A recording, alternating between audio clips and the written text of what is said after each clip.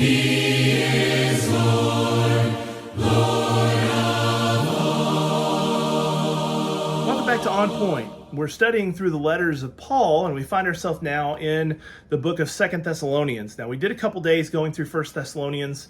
I know that we kind of fast-forwarded through Ephesians, which had 6 chapters, but the intention is most of us have probably read through Ephesians, or at least studied through Ephesians, and we need a little more time to digest these other books that we might not read or study as frequently as we should. Have you ever had a conversation with someone and you walk away and you hear somehow through the grapevine that they took the conversation wrong, they took a point you made wrong? It's not that you said or did anything that was offensive, but just something was said that they just didn't quite get the meaning of what you were trying to say. Well, we come to the book of 2 Thessalonians, and that's exactly why this book was written. It's very clear through the first few chapters that Paul is dealing with a church that absolutely, fully, wholeheartedly had accepted his thoughts from 1 Thessalonians, that Jesus was coming again. And they, it seems, to maybe got rid of their jobs. They started staying at home, waiting for Jesus to come at any hour.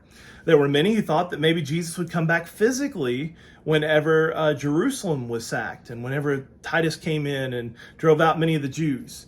The Christians were along with that persecution. They were driven, many of them driven out of the city at times throughout their history. And so they may have thought, Jesus really is coming real quick. It's going to happen real soon. And so they had taken his words and really, in a way, misinterpreted them. So Paul does what any good leader does, and that is through communication, try to figure out a source for the problem and figure out if we can get some clarification on this.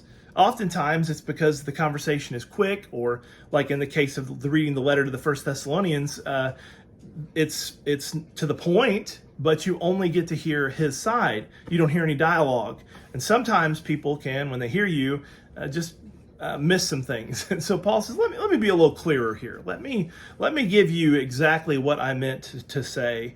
And he reinforces the fact that Jesus is coming again. And he talks about condemnation. He talks about judgment. And it's an opportunity for us to think a little bit more about where we're going to spend eternity.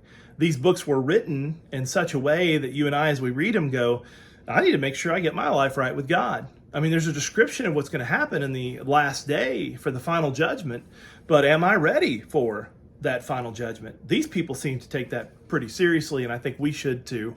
So let's take and glean some things from this book and apply them in our lives to get ready for the second coming of Jesus Christ. I hope you have a great day today. Thanks for tuning in to On Point. He is Lord.